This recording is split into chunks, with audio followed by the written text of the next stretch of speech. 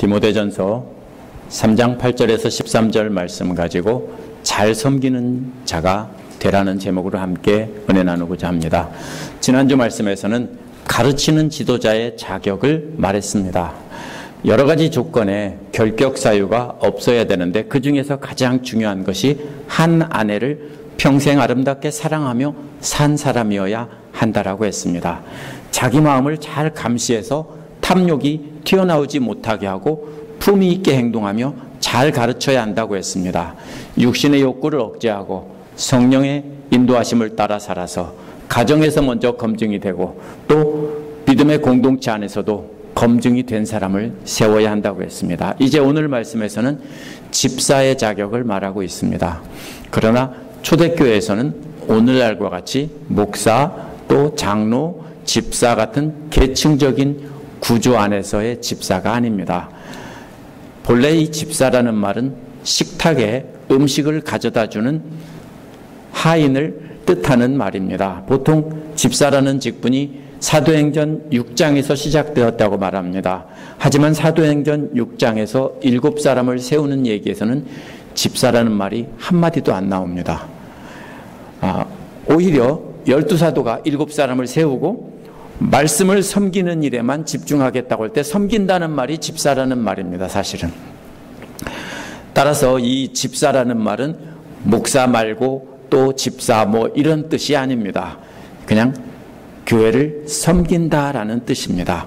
로마서 15장 8절에서 그리스도께서 할례자의 집사가 되셨다 이렇게 했는데 그냥 다른 말로 일꾼 뭐 이렇게 번역해 놓은 겁니다. 또 로마서 13장 4절에서는 이방인의 권세자들이 하나님의 집사가 되었다 이렇게 되어 있습니다. 제가 집사라는 말을 똑같은 말을 찾아서 계속 말하고 있는 겁니다.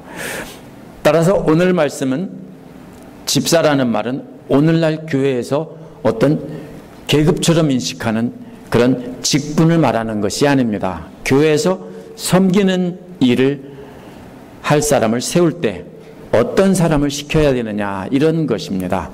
그리스도의 몸된 교회를 바르게 어떤 사람을 세워야 바르게 세워나갈지 가르쳐주고 있는 것입니다.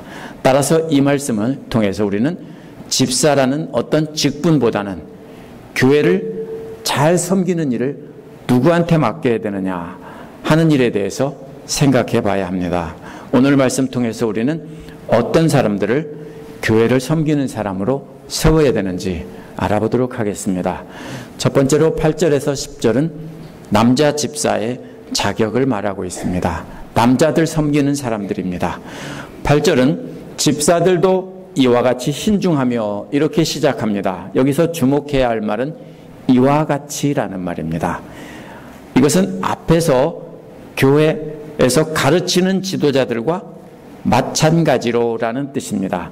그러면 집사들은 말씀 가르치는 자보다 더 낮은 사람들이기 때문에 쉬운 조건을 말한 것이 아니라 앞에서 말한 모든 조건도 다 똑같이 이런 말입니다.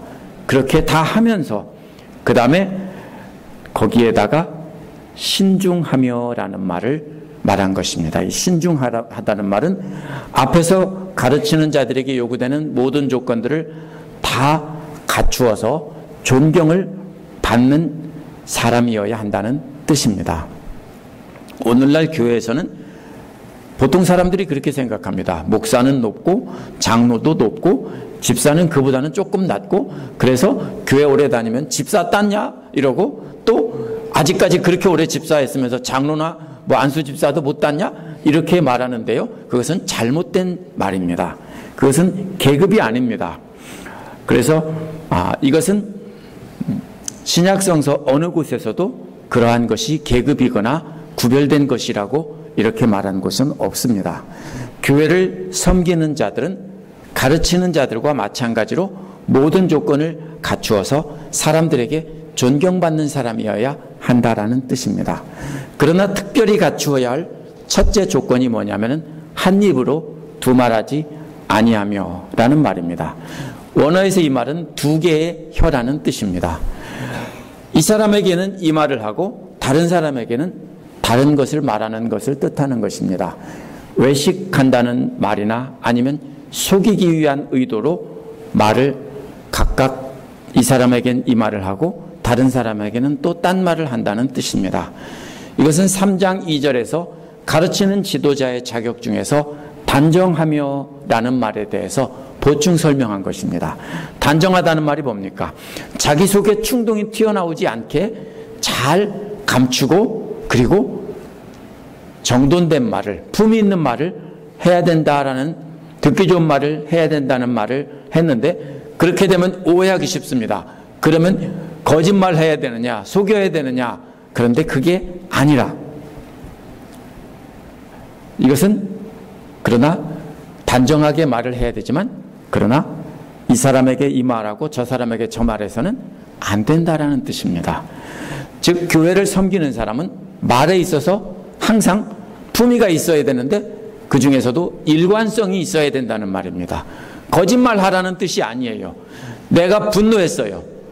내가 화가 났어요. 근데 그것을 참는 것이 거짓말이라고 생각하면 안 돼요.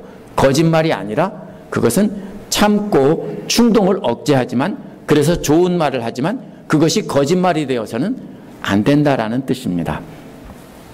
두 번째 조건은 술에 탐닉하지 아니하며입니다. 이는 3절에서 술을 옆에다 달고 살지 말아야 된다는 말이 조금 바뀌었어요. 이번에는요, 술을 많이 앞에다가 들고 있다는 말이에요. 옆에 달고 사는 사람보다 이번에는 많이 앞에다가 아예 들고 있는 사람입니다. 결국 말만 바꾼 거지 똑같은 말입니다. 이렇게 술을 많이 마시는 사람들은 자신의 욕구를 절제할 줄 모르는 사람입니다. 하지만 술은 몸에 해로운 줄 알면서도 자신이 좋아하기 때문에 계속하는 것의 한 예일 뿐입니다. 술만 가지고 말하면 안 됩니다. 뭐든지 자기가 좋아하기 때문에 자신에게 해로운 줄 알면서도 계속하는 것은 다 포함이 되는 것입니다. 자신이 좋아하는 것들에 중독이 되어서 자신의 몸에 해로운 줄 알면서도 계속하고 있다면 그런 사람들을 세우지 않도록 하라는 뜻입니다.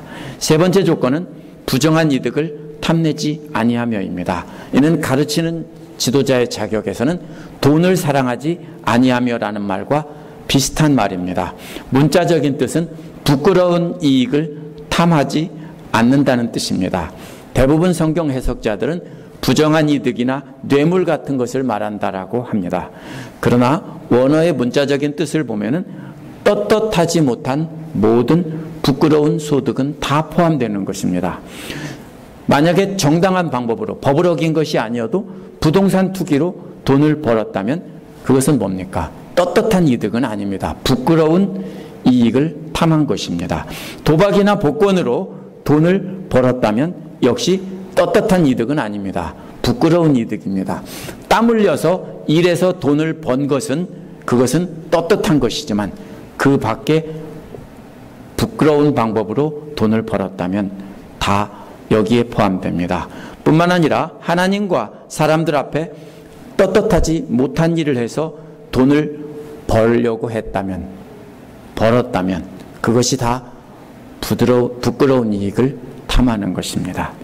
그러므로 자기 손으로 땀 흘려 일해서 정당한 이득을 취하는 사람이어야 한다는 뜻입니다. 9절은 부정한 이득을 탐내지 않고 대신 가져야 할 것을 말한 것입니다. 이것은 완전한 문장이 아니기 때문에, 분사이기 때문에 딸려있는 말입니다. 앞에서 이것을 탐하지 말고, 부정한 이득을 탐하지 말고 대신 간직하고 있어야 될 것입니다. 그게 뭡니까? 믿음의 비밀을 깨끗한 양심에 간직한 사람이어야 한다는 것입니다. 이 비밀이라는 말은 그리스어로 무스테리온입니다. 영어의 미스테리라는 말이 이 말에서 왔습니다. 그런데 영어의 미스테리는 밝혀지지 않은 비밀이라는 뜻입니다. 그런데 바울이 말하는 비밀은 밝혀지지 않은 비밀이 아니라 전에는 숨겨져 있었는데 지금은 일부 사람들에게만 알려져 있는 비밀이라는 뜻입니다. 그래서 이것이 뭘 말하냐면 아무도 알지 못했던 하나님의 구원 계획이 이제는 예수 그리스도를 믿는 자들에게 드러났다라는 것입니다. 그래서 예수님이 바로 메시아다. 하나님께서 구약에서 숨겨놓았던 그 메시아가 누구냐? 바로 예수님이다. 이것을 바로 마음속에 간직하고 있는 사람이어야 한다는 것입니다. 분명한 것은 그 마음에 부끄러운 이득을 바라는 탐욕이 있는 사람은 그 마음 안에 이 신비를, 이 비밀을 간직할 수 없습니다. 두 가지가 동시에 있을 수는 없어요. 부끄러운 이득을 탐하는 마음을 가지고 있는 사람이 그 안에 동시에 우리 예수 그리스도의 비밀을 간직할 수는 없다라는 것입니다. 그 비밀을 간직할 수 있는 곳은 깨끗한 양심이라고 했기 때문입니다. 뭡니까?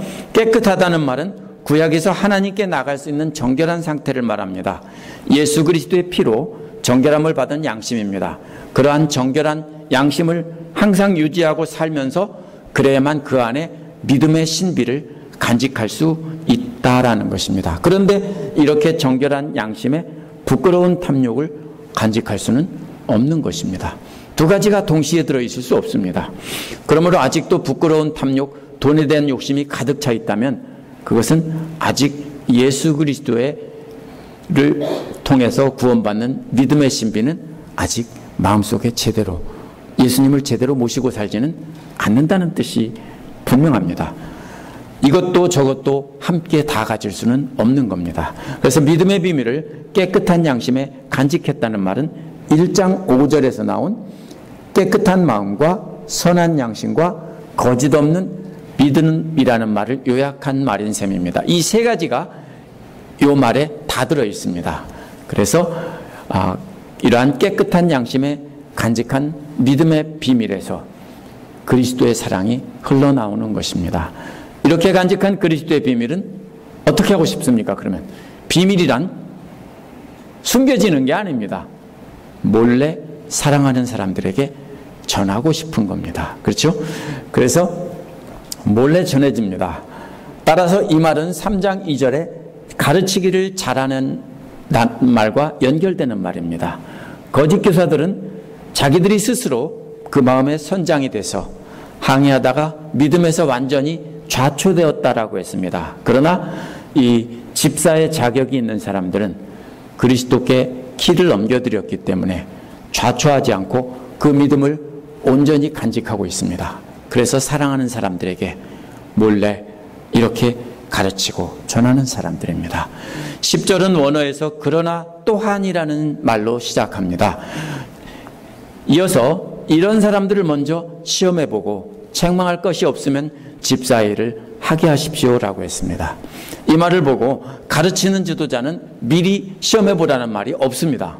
그런데 집사는 미리 시험해보라고 했으니까 집사는 시험해보고 가르치는 사람은 시험하지 말라는 뜻으로 이렇게 읽으면 안 됩니다. 왜냐하면 또한 시험해보라고 했기 때문에 앞에서도 이미 시험해보라는 말이 숨겨져 있습니다. 그게 뭡니까? 3장 2절에서 7절에 보면 이런 가르치는 자들을 다 점검해보고 책망할 것이 없으면 세우라고 했으니까 책망할 것이 없는지 점검해보는 것이 결국은 뭐예요? 시험하는 거예요. 말만 바꾼 거예요. 똑같은 말을 반복하지 않기 위해서 말을 바꾼 것입니다. 결국 앞에서 점검해 본 것처럼 섬기는 자나 가르치는 자나 또 다 그 자격을 점검해보고 합격일 경우에 세워야 한다는 뜻입니다. 집사의 일이라고 번역한 말에는 사실 집사라는 말이 없습니다. 섬기게 하라는 뜻입니다. 영어 번역에서는 대부분 집사로서 섬기게 하라 이렇게 해놨는데요. 원어에는 집사로서라는 말은 없습니다. 그냥 섬기게 하라고 했습니다. 집사의 할 일이 따로 있는데 그 일만 하라는 뜻이 아니라 그냥 섬기게 하라는 뜻입니다.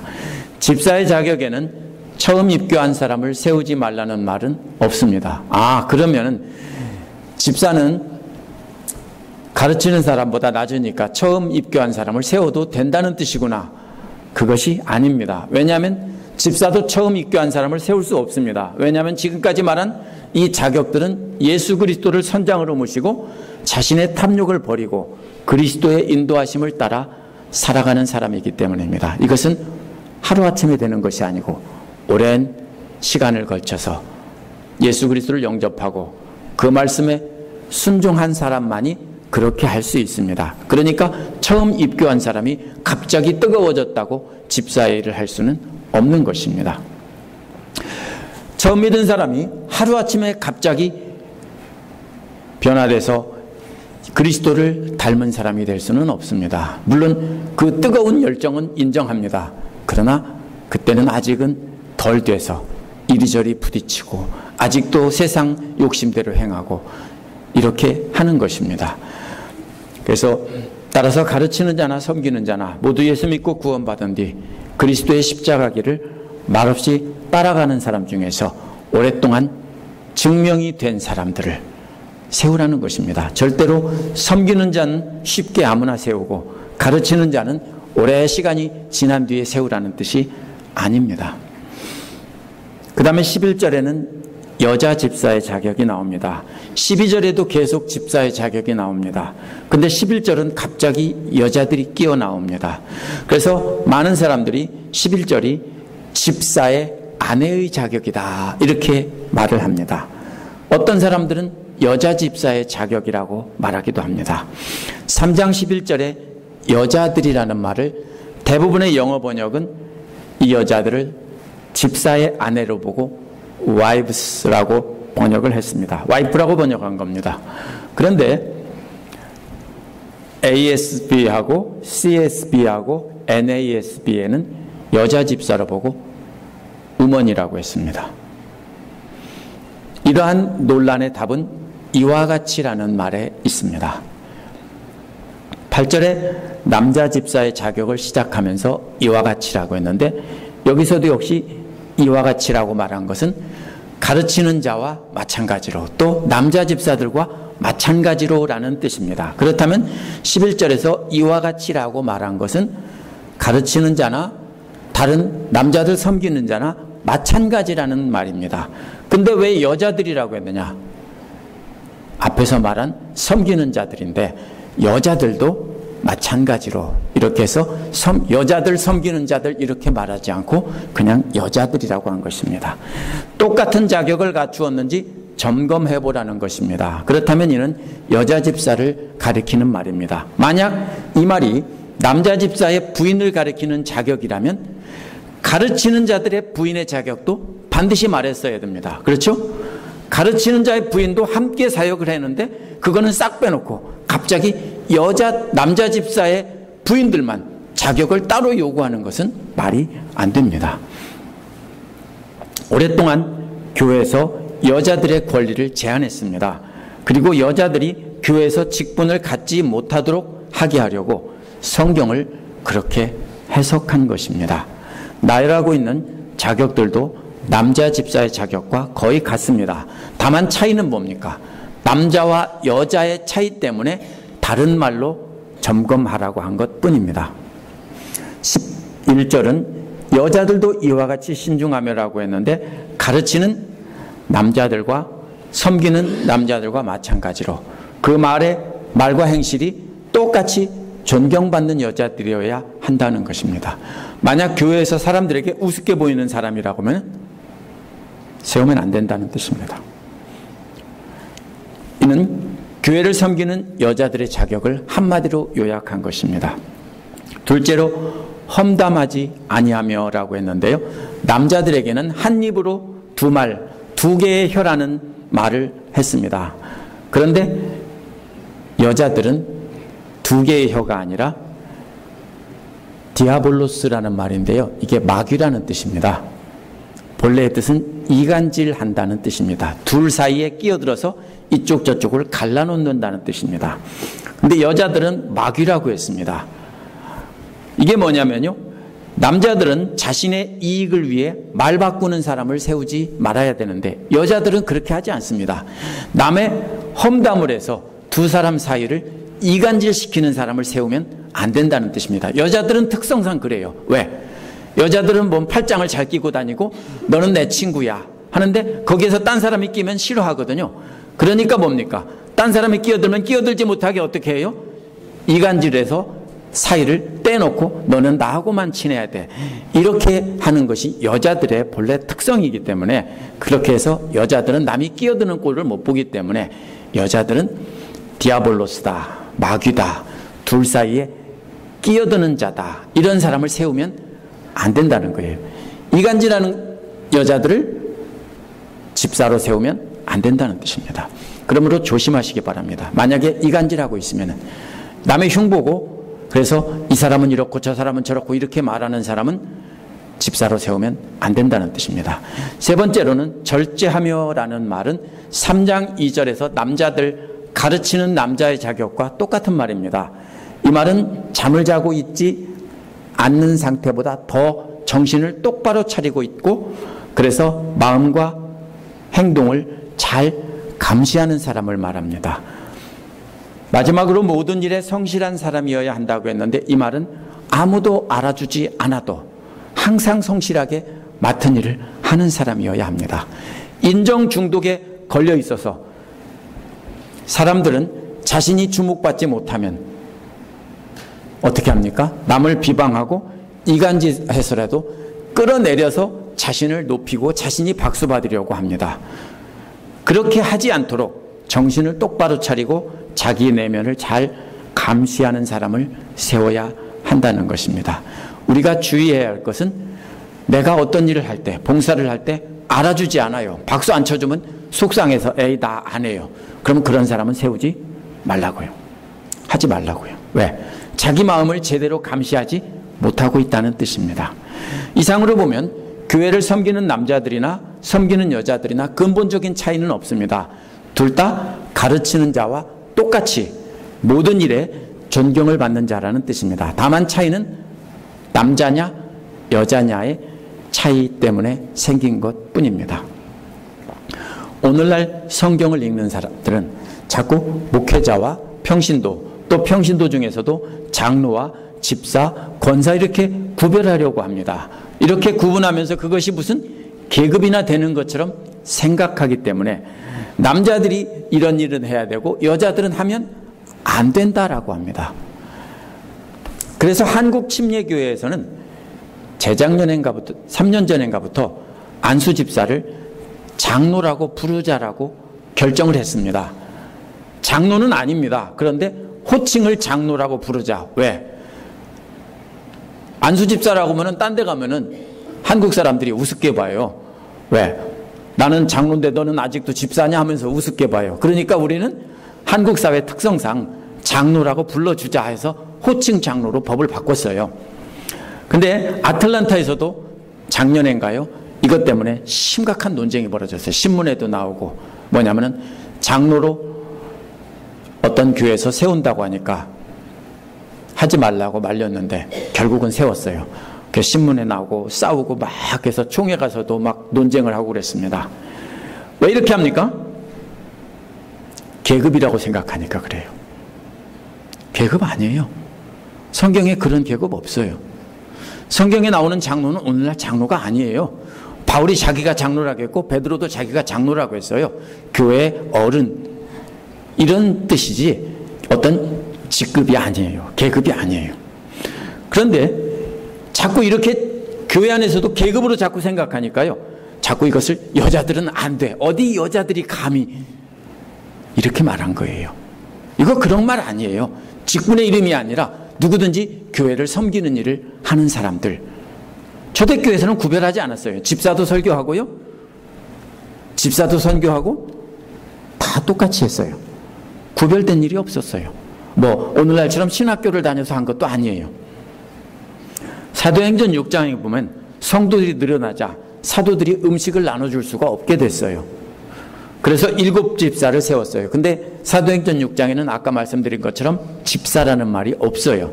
7 사람을 세우고 음식 나누어주는 일을 도우라고 한 것뿐이에요. 6장 8절에서 10절에 보면 스데반 집사를 뭐라고 불렀냐면 기적을 행하는 자고 설교자라고 했어요. 오늘날 보면 뭐예요? 집사가 기적을 행하고 설교를 한다? 어떻게 해요? 이거 이단 아니야? 이렇게 하죠? 아니에요. 초대교회 스데반이 뭐 했어요? 기적을 행하고 설교하는 자라고 했어요. 또 사도행전 8장 26절에 40절에 보면 또 21장 8절에 보면 빌립 집사를 복음 전하는 자라고 했어요. 뿐만 아니라 디모데전서 4장 6절에서 디모데를 그리스도의 좋은 일꾼이라고 했는데요. 이게 집사라는 말이에요. 디모데는 목회자인데 집사라고 불렀어요. 디모데전서 안에서 똑같은 말을 문맥에 따라서 어떤 때는 집사로 번역했다가 디모데는 집사가 아니니까 이거는 일꾼이라고 번역하자, 이렇게 번역한 것뿐이에요. 왜 이렇게 사람들이 왔다 갔다 해요? 오늘날의 관점으로 어떤 고정된 계급으로 자꾸 보니까 성경을 그렇게 읽는 거예요. 초대교회에서는 그런 구분이 없었어요. 그러면요, 예수님도 할례자의 집사가 되셨다고 했고, 바울은 이방인의 권세자들을 하나님의 집사라고 불렀다고 했습니다. 또 에베소서 3장 7절과 골로새서 1장 23절 25절에서 바울 자신을 일꾼이라고 했는데 집사라는 말이에요. 바울도 자기 보고 뭐라고 했어요? 집사라고 했어요. 그러면 이것은 분명히 일하는 사람, 교회를 위해서 섬기는 일을 하는 사람을 말하는 거죠. 그래서 교회를 섬기는 사람을 가리켜서 반드시 남자여야 한다, 이런 말은 말이 안 돼요. 또 로마서 16장 1절에 보면 베베를 겐그레아 교회의 일꾼이라고 불렀어요. 여기서도요, 남자들과 똑같이 베베를 디아코노스라고 했는데 이게 바로 집사라는 말이에요. 근데 남자 집사를 부르는 말과 똑같이 디아코노스, 남성 명사 형태로처럼 되어 있어요. 근데요, 바울은 베베에게 로마서를 보내면서 성도에 합당한 예절로 영접하라고 했는데 이게 뭐냐면은 베베가 로마서를 들고 가서 로마 교회 가서 가르쳤어요. 읽어주고 가르쳤어요. 그러니까 성도에 가르치는 자의 합당한 예우로 영접하라고 한 거예요. 남자들 이름에 디아코노스가 붙으면 집사라고 번역하고, 베베는 여자니까 이거는 더군다나 교회 이름까지 붙여서 겐그레아 교회의 디아코노스 이랬는데도 이것을 뭐라고 그래요? 그냥 한 번 심부름한 거다 해서 겐그레아 교회의 일꾼이다, 이렇게 번역했어요. 오늘날 성도 관점에서, 교회 관점에서 계층적인 직분으로 이해하는 거예요. 집사라는 말은요, 식탁에서 음식 심부름 하듯이 교회에서 섬기는 일을 하는 사람이지 오늘날처럼 고정된 직분이 절대로 아닙니다. 당시 가르치는 직분이 집사보다 더 높은 것이었다면 처음 입교한 사람이라는 말은 말이 안 됩니다. 할 필요가 없죠. 왜? 계급이라면 당연히 집사를 거쳐서 그 다음에 올라가야 되니까 당연히 처음 입교한 사람은 안 된다고 할 말을 필요가 없죠. 그렇다면 이것은 그런 게 아니에요. 처음 입교한 사람은 교회 안에서 보면 계급이 가장 낮은 사람이니까 당연히 안 되는데 그런 말 할 필요가 없는 겁니다. 12절 13절에 보면 어디서나 인정받는 자라고 말을 하고 있습니다. 11절에서 여자들에도 말하다가 12절에서 다시 집사라는 말로 설명도 없이 돌아옵니다. 그렇다면 11절도 역시 집사를 가리키는 말이기 때문에 12절에서 갑자기 집사라고 한 겁니다. 집사들은 한 아내의 남편이며 자녀와 자기 가정을 잘 다스리는 사람이라고 했습니다. 가르치는 자격에서는 맨 처음에 이 말이 나왔습니다. 그런데 집사의 자격은 맨 끝에 나왔습니다. 이게 뭐냐면요, 옛날 사람들이 말하는 방식이에요. 맨 처음에 말을 하고 중간에 다른 말을 한 다음에 마지막에 마무리를 하는 거예요. 그래서 보따리 싼 거예요. 그래서 처음에 한 아내의 남편이고 맨 끝에 하나의 남편 사이에 가르치는 자와 섬기는 남자, 섬기는 여자 얘기가 다 들어있어서 이제 끝났어요. 마무리해서 보따리 쌌습니다. 그래서 강조점은 뭐예요? 핵심은 한 아내의 남편. 오늘날식으로 말하면 또 뭐예요? 한 남편의 아내. 이게 굉장히 중요하다는 거예요. 그러면 뭐예요?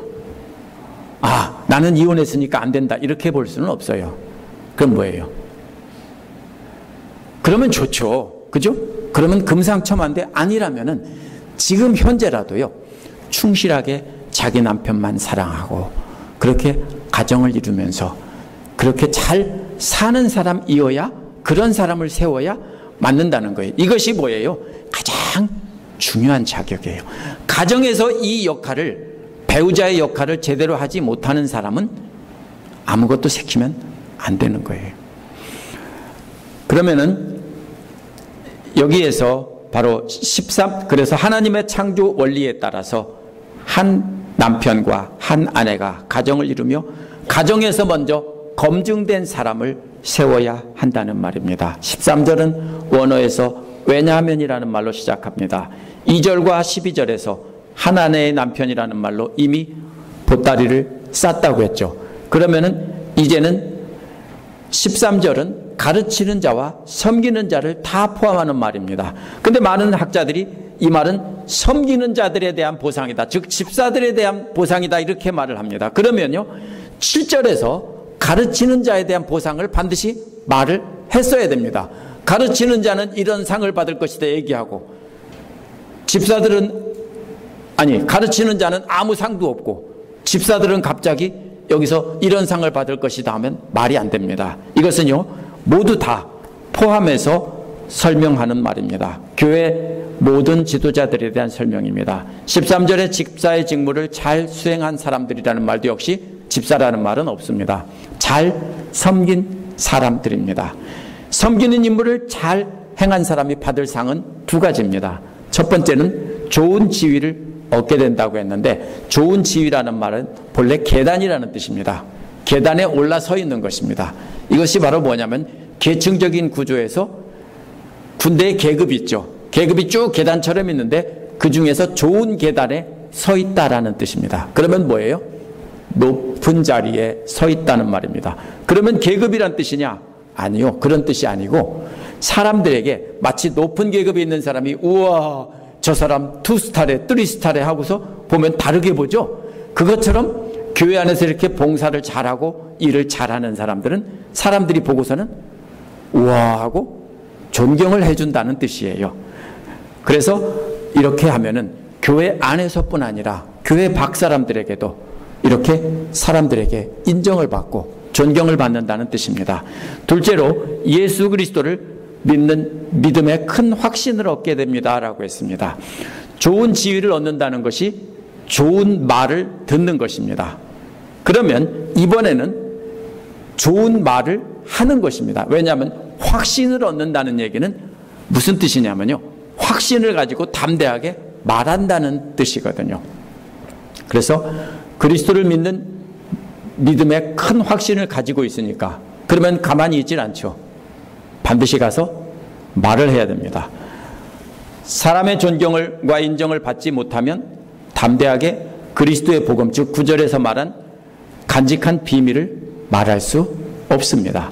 사람들에게 인정받지도 못하면 저런 게 무슨 집사라고 이런 소리 듣는 사람이 나가서 떳떳하게 이 하나님 얘기하면 너나 잘하시오 이렇게 말하겠죠. 그래서 말할 수 없다는 거예요. 누가 할 수 있어요? 사람들이 다 인정해주고 존경해주는 사람은, 좋은 말을 듣는 사람은 나가서 담대하게 말할 수 있어요. 잘한다고 해야 말을 하죠. 잘 못한다고 욕만 먹으면 말 안 하죠. 가르치는 자와 섬기는 자의 차이는 지위의 차이가 아닙니다.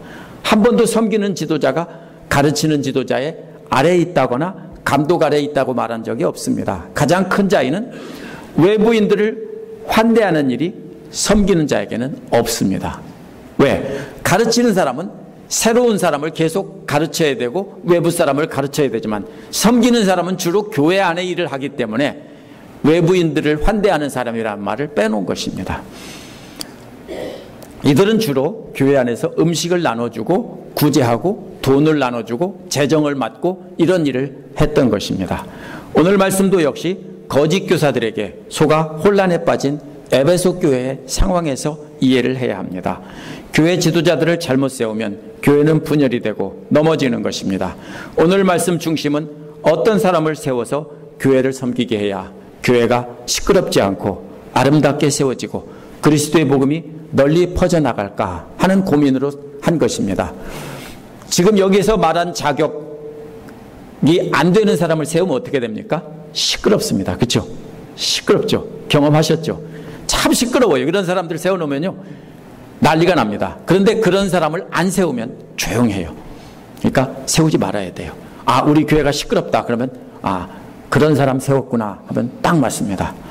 그러니까 스스로 내려오시기 바랍니다. 왜냐하면 누가 끄잡아 내릴 수가 없잖아요. 그러니까 조용히 내려오세요. 남자나 여자나 공통적으로 말하는 자격은 신중하게라는 말인데요, 말과 행동에 있어서 존경받는 사람을 세워야 한다는 것입니다. 어떻게 존경받습니까? 보는 앞에서 듣기 좋은 말을 하고 돌아서서 입을 다문다면 세워야 합니다. 근데 보는 앞에서 듣기 좋은 소리 하고 돌아서서 남에 가서 나쁜 말 하면은 세우지 말아야 합니다. 또 남을 흉보고 이간질하고 비난하는 사람은 오늘 뭐라고 했습니까? 마귀라고 했습니다. 그냥 디아블로스라는 말이 그냥 마귀라는 뜻입니다. 이런 사람을 세우면 절대로 안 됩니다. 오늘 말씀에서 바울은 그런 자들을 이간질쟁이라는 뜻으로 마귀라고 불렀습니다. 또 교회를 위한 일꾼들은 자신의 탐욕을 억제하고 충동을 잘 감시하고 그것이 밖으로 나오지 않는 사람이어야 합니다. 특별히 물질에 대한 탐욕이 많은 사람을 세우면 안 됩니다. 왜요? 제가 그런 분도 봤어요. 교회 돈 갖다가 비즈니스 하다가 다 털어먹은 사람도 봤어요. 있어요. 그런 사람 재정 맡기면 되겠어요? 안 되죠. 왜? 돈에 대한 탐욕이 많은 사람을 일을 맡기면은요, 문제가 생겨요. 구체적으로 말하면 이런 사람입니다. 자기 위해서는 값비싼 명품을 휘감고 다니면서 헌금이나 이웃 돕는 일에는 진짜로 짠순이 짠돌이면은 시키면 안 돼요.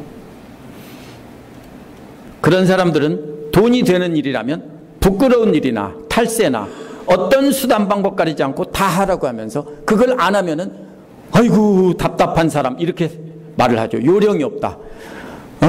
그렇게 답답해가지고 세상을 어떻게 살려고 하냐 이렇게 말을 하죠. 근데 부끄러운 거예요. 그거는 분명히 부끄러운 겁니다. 그래서 그런 사람은 세우면 안 되는 것입니다. 그런 사람을 세우면 반드시 망합니다. 이러한 것은 탐욕 중에서 한 가지 예를 든 것뿐이고요. 그 밖에 성적 충동이나 명예심이나 인정받고 싶은 욕구나 뭐든지 자신의 육신의 정욕이 끌려서 사는 사람들은 교회 일꾼으로 세우지 말라는 것입니다. 그런 사람들은 믿는 사람들에게 덕이 안 될 뿐 아니라 교회 밖 사람들에게도 손가락질을 받게 돼서 전도가 안 됩니다. 그러한 탐욕 대신에 그 마음 안에 믿음의 비밀을 간직한 사람이어야 합니다. 그리스도를 믿는 믿음으로 구원받은 감격을 안에 품고 있으면서 말하고 싶어서 어쩔 줄을 몰라 하는 사람이어야 합니다. 그런 사람들은 반드시 사랑하는 사람들에게 전하게 됩니다. 그러한 감격과 함께 말씀을 간직하고 있는 사람인가 아닌가를 보고 세워야 합니다. 그 안에 말씀이 없는 사람은 세우면 안 됩니다. 지식을 갖고 있는 사람은 세우는 게 아니라 감격이 있어야 돼요. 비밀을 가지고 어떻게 이 좋은 거를 다른 사람에게 알려줄까 하는 감격이 있어야 돼요. 감격 대신에 탐욕이 들어있는 사람은 절대로 세우면 안 됩니다. 그러므로 바로 우리가 사람을 세울 때 그리스도를 교회를 섬기는 일꾼들은 평생 배우자만 사랑해서 그 배우자에게 인정받고 자녀들에게 인정받고 또 교회 안에서 다른 성도들에게 인정받고 직장에 가서도 다른 사람들에게 인정받는 사람이어야 합니다. 그런 사람을 세워야 합니다. 이처럼 교회를 섬기는 자의 자격을 남을 평가하기 전에 먼저 나를 평가해야 됩니다. 그렇게 해서 우리 모두가 자격을 갖추게 되면 우리 교회 안에서 모두가 서로를 존경하게 될 것이고 존경받는 자리에 서게 될 것입니다. 또 그런 자격을 갖추면 직장이나 이웃에 나가서도 존경을 받게 됩니다. 우리가 그렇게 한다면 우리는 담대히 예수 그리스도를 전할 기회를 얻게 됩니다. 당신 어떻게 그렇게 착하고 훌륭하고 직장에서도 존경을 받으면 뭐라고 하겠어요? 예수 믿어봐 라고 말하겠죠? 말할 기회를 얻게 되는 거예요. 우리가 그렇게 하면은 우리 안에 있는 간직한 비밀을 말할 기회를 얻게 됩니다. 그래서 어디서나 존경받는 자를 교회 지도자로 세우라는 것입니다. 그러면 우리 각자가 교회를 잘 섬기는 자의 자격을 갖추도록 해야 됩니다. 그러면 우리 교회는 그런 사람들이 일을 맡게 될 것입니다. 기도하겠습니다.